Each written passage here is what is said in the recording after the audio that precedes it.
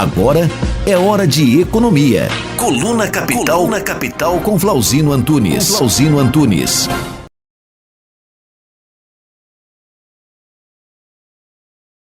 Agora são 11 horas e 42 minutos e começa agora a Coluna Capital com o economista Flauzino Antunes. O tema de hoje é o orçamento secreto. Foi divulgado na semana passada um parecer preliminar que estima que as emendas de relator para o próximo ano poderão ser de 16,22 bilhões de reais. Para este ano foram reservados 16,8 bilhões de reais. A transparência para a distribuição desses recursos foi determinada pelo Supremo Tribunal Federal. Da forma como está hoje, não é possível rastrear, por exemplo, o trajeto entre o autor e o destino dessa emenda parlamentar. Na prática, além da falta de transparência, o modelo favorece o toma lá da cá, como dizem, né? Entre o Planalto e o Congresso, criando condições favoráveis a aliados do governo que acabam contemplados com o maior volume de recursos. E para tirar todas essas dúvidas, explicar para a gente o que é essa emenda de relator, que é chamada aí de orçamento secreto, Flauzino Antunes traz mais informações, né, Bruno? Exatamente. Muito bom dia, Flauzino. Bom dia aos ouvintes da Rádio Moderna FM, bom dia, Fernanda, bom dia, Bruno. Estamos aí com mais uma Coluna Capital, né? Hoje num dia excepcional, né? Exatamente, estamos de volta com a Coluna Capital. Muito obrigado pela participação, já agradeço, Flauzino. E eu queria começar te perguntando o que são as emendas parlamentares e qual é a origem deste dinheiro. Bruno, as emendas parlamentares, elas vieram a partir da Constituição de 88, né? Então, quando deram mais autonomia ao parlamento, né, à Câmara de Deputados, ao Senado, nas questões de gastos dos impostos, né, do orçamento público, destinar, para onde vai e tudo mais. Então, e com isso, foram se regulamentando conforme o tempo, né, de 88 para cá, como que os deputados podem criar emendas e destinar recursos para seus estados, para os seus municípios, enfim, né, destinar o recurso público para uma coisa que seja boa para a população, mas na prática acaba sendo umas questões mais eleitoreiras, né, porque a população acha que o deputado faz alguma coisa, mas quem faz é o executivo, né? Então, para garantir que o executivo tenha o apoio do parlamento, cede uma parte da sua execução para que os parlamentares indiquem valores do recurso público para algumas obras, algumas ações mais próximas do deputado, né? Então, existe a emenda individual, as emendas de bancadas, né? As coletivas, né, que são de bancadas e de comissão, e as emendas do relator. As individuais têm um limite, né? A Câmara ela pode fazer até 1,2% da receita corrente líquida, né, que dá quase 80 bilhões de reais. Então, e todos os deputados têm aí 800 milhões para remanejar dentro do orçamento, sendo que tem um limite de emenda, né, que são 6 por ano. A das comissões, das coletivas, são 1% e não tem limite, né? Quer dizer, o que são as bancadas, né? A bancada ruralista, a bancada da bola, a bancada evangélica, as comissões de agricultura, comissões de cultura, as bancadas também podem ser por partidos, bancadas podem ser por estado e assim por diante, né? Então tem isso. E o relator não tem limite. Ele pode emendar o orçamento no seu relatório o quanto puder, o quanto achar necessário. Então são essas as emendas, né, no parlamento, no orçamento da União. Flauzino, e eu queria que você falasse um pouco mais quais são as particularidades no caso das emendas de relator, que inclusive são recentes, né? E por que elas ficaram conhecidas como orçamento secreto? Fernanda, elas não são recentes. Na verdade, o que está recente é esse secretismo, né? Essa questão de ser secreta, essa forma de esconder, de não ser transparente. Porque o governo Bolsonaro precisou ganhar mais apoio parlamentar no Congresso, então, e está usando um artifício, que é a emenda de relator, para que se aumentasse a compra, vamos colocar entre aspas, de deputados a favor do governo. Então, é isso que aconteceu, porque a emenda do relator, ela não precisa mostrar da onde que ela vai, da onde ela vem, nem para onde ela vai. Fica tudo em cima do relator. E daí, para você fazer algum tipo de acordo, o governo Bolsonaro, que começou a fazer essa prática, chama o deputado relator do orçamento e fala assim, para atender fulano tal, deputado tal, do estado tal, dá mais emendas para ele. E só que daí, o que assim, os ouvintes têm que ficar alarmados, é que não sabe para onde vai esse dinheiro. É dinheiro público. É uma forma de desviar dinheiro, isso é corrupção. Não é só o toma lá da cá. Isso está indo muito mais além. Está indo muito mais profundo na questão da corrupção. Então, isso e com a conivência da equipe econômica que já destinou uma quantia para que o relator possa manobrar aí, junto com o Arthur Lira e o Palácio do Planalto, para se fazer essas emendas. São 29 bilhões de reais. 29 bilhões de impostos públicos que não se sabe para onde vai. E, assim, o que me deixa alerta é esse dinheiro serão destinados principalmente para questões da eleição do ano que vem. Né? Então, o dito centrão, né? Esses parlamentares da direita que não estão nem aí com o povo, só a fim do seu próprio bolso, vende o seu voto para o governo para aprovar a PEC dos precatórios, para votar a PEC de privatização, de tirada de direito, um monte de outras coisas, a troco desse dinheiro do orçamento para investir nas suas campanhas no ano que vem. Então, é isso que está sendo feito com dinheiro público. O dinheiro público não é destinado para isso. Esse dinheiro público é para voltar para a população de forma transparente, de forma clara, que ajude a população, não para questões eleitoreiras. Isso não é nada republicano. Então, Flauzino, eu ia até te perguntar quais são os critérios usados, né? Mas já está, eu acho que está bem claro que são interesses pessoais, né? Você já também exemplificou aonde deveriam ser aplicados esses recursos, né? Na PEC dos precatórios que você citou, por exemplo, foram liberados praticamente, né, 909 milhões de reais, valor aí aproximado a R$1 bilhão. Eu queria saber quais são as consequências que esse tipo de acordo político podem acarretar para a população. Bruno, para a população é um prejuízo enorme, porque a gente não sabe para onde vai, a gente já peca pela transparência, a gente não sabe se vai mudar a vida da população, se vai fazer o país crescer, ou se vai para o bolso de algumas pessoas, né? Então, isso aí fica muito...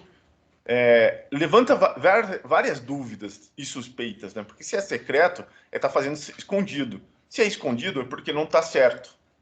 Essa é uma premissa lógica. Agora há pouco.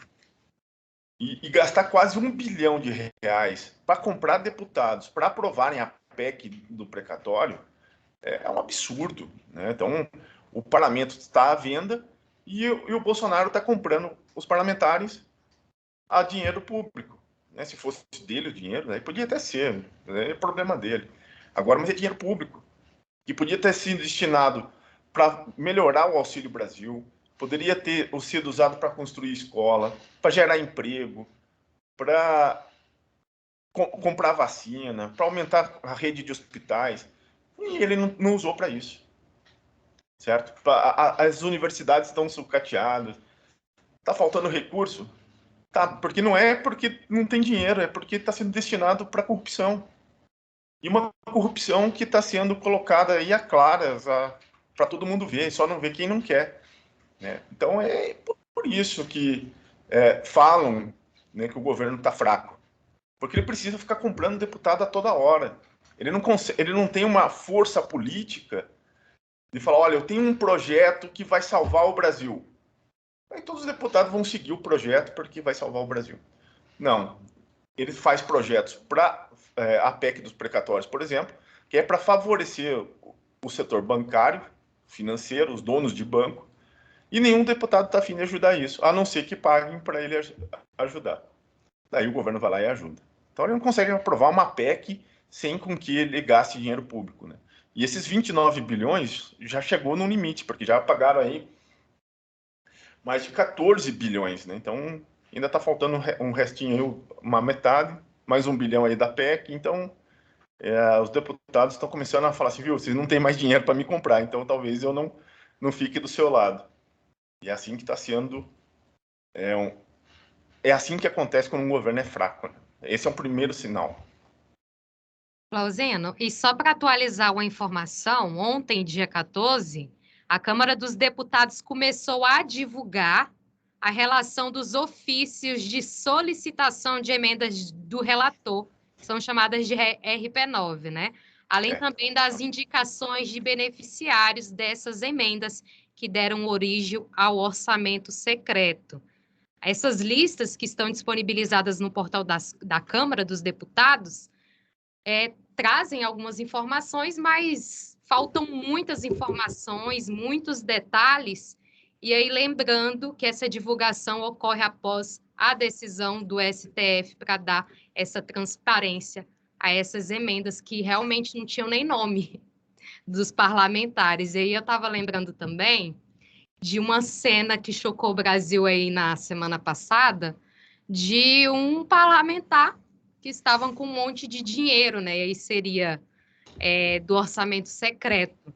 Não pontuando o caso desse parlamentar em específico, mas eu gostaria de te perguntar assim, o que tem que ser feito para evitar esse tipo de corrupção, no caso das emendas de relator? Eu queria até emendar com você, Fernando, fazer um comentário, porque parece um problema sistêmico. Exatamente.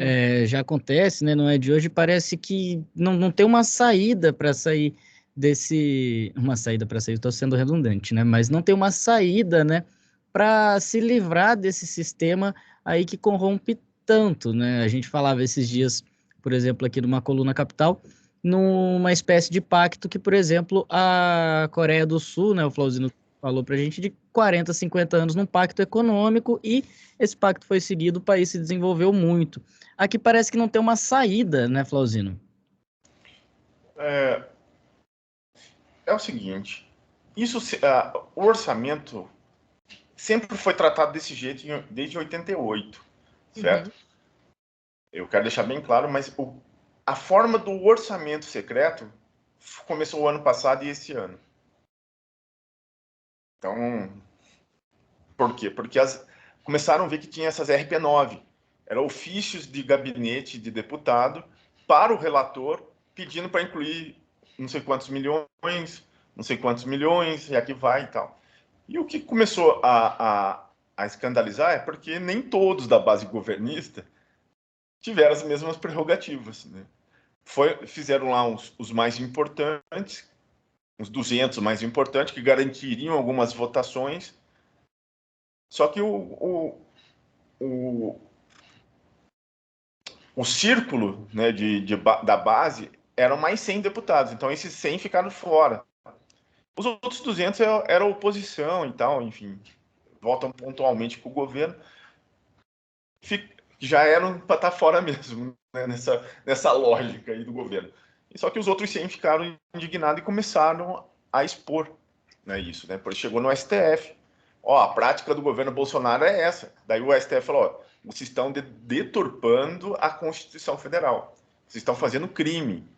Vocês estão indo contra a Constituição, contra o erário público, contra o dinheiro da população. Então, pô, vamos parar com esse negócio. Se parar esse negócio de relatoria secreta, do orçamento secreto, a base do governo acaba de hoje para amanhã, certo? E sem essa base parlamentar, o governo não permanece mais um dia, né, no Palácio do Planalto. Então, esse é o risco. É por isso que o Bolsonaro vai lá e fica criticando o STF. O general Heleno fala que toma Lexotan na veia para não deixar o Bolsonaro ter atitude genética contra o STF. Pô, mas o STF tem que ser o guardião da justiça, o guardião da Constituição. Combater o crime. Enfim, se ele está fazendo o crime, tem que ser combatido. E isso é o que tem que fazer para mudar?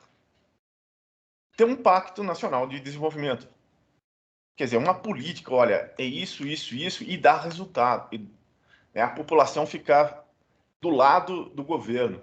O que dá força para um governo é ele fazer uma política econômica que gera desenvolvimento, que gera emprego, que gera industrialização, que dê mais ensino público de qualidade, mais saúde de qualidade. E a população vai ficando do lado do executivo. Assim, o parlamento fica também do lado do executivo. É uma lógica. Daí você não precisa ficar comprando deputado. Porque você tem uma política, você tem um pacto, você está executando, está tendo acordo, se está cumprindo acordo, cumprindo um planejamento. E esse governo Bolsonaro não cumpre acordo, não cumpre planejamento, não tem nada. O único que está sendo feito são políticas econômicas para o setor financeiro, né? Que foi a privatização do Banco Central, o aumento da taxa de juros, que a gente pode até comentar na próxima coluna. São ações que estão deixando os bancos mais ricos, o setor industrial está mais pobre, e assim por diante. E a gente não vê geração de emprego, a gente não vê a solução para nada, né? Nem para a pandemia e nem para a economia. Então a gente está nesse impasse e o parlamento sente. Aqui em Brasília a gente fala que o parlamento sente o cheiro da fraqueza e o cheiro da fortaleza. Na hora que eles sentem o cheiro da fraqueza, daí eles vão para cima. E não é à toa que esses deputados corruptos, esses deputados que fazem esse tipo de acordo de toma lá da cá, emplacaram o nome na Casa Civil do senador Ciro Nogueira e da Flávia Arruda na Secretaria-Geral. Então, eles estão comandando toda essa questão de orçamento, né? São esses dois postos da Casa Civil, né, do Palácio do Planalto, a Casa Civil e a Secretaria-Geral, que fazem esses acordos de orçamento junto com o presidente da Câmara e do Senado. Então, quem controla isso é o Centrão, e não é mais o presidente da República, que já cedeu essa parte aí para o governo, do governo dele para esse tipo de parlamentar.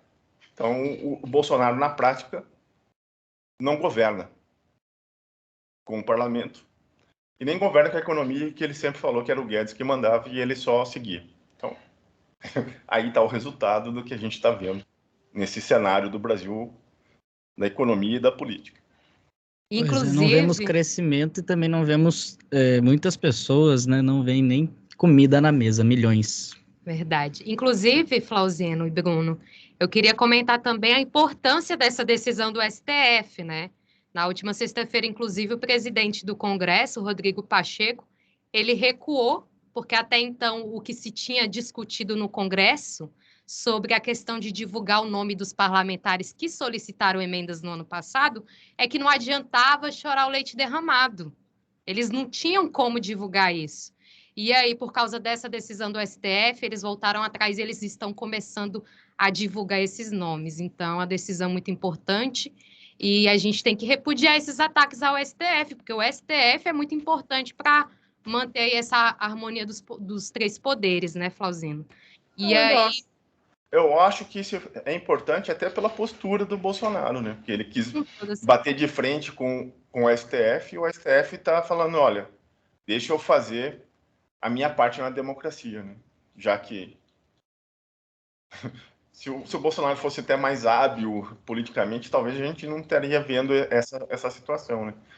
Enfim, é um risco que a democracia ocorre e a gente precisa estar atento sempre, vigilante sempre, para não deixar que exista um acordo entre os três poderes.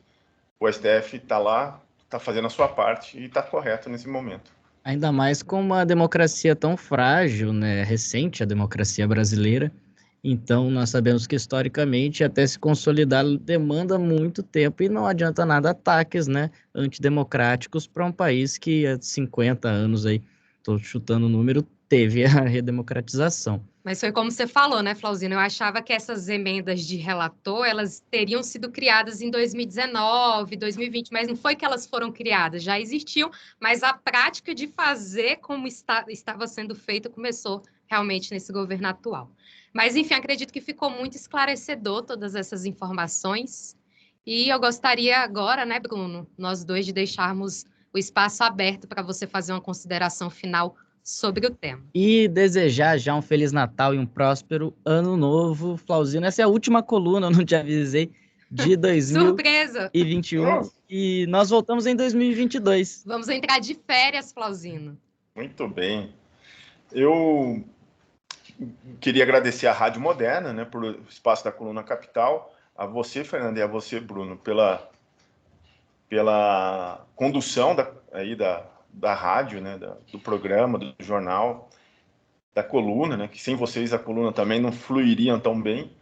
Queria agradecer aos ouvintes, os internautas, todos aqueles que nos seguem no YouTube, no Facebook e que nos ouvem ao vivo, né? Agradecer muito por esse ano que a gente passou, com tanta dificuldade, mas aí estamos firmes e fortes, né? Fazer uma saudação a todos aqueles que partiram pela inoperância, pelo negacionismo, enfim, pela falta da capacidade do país em combater a pandemia.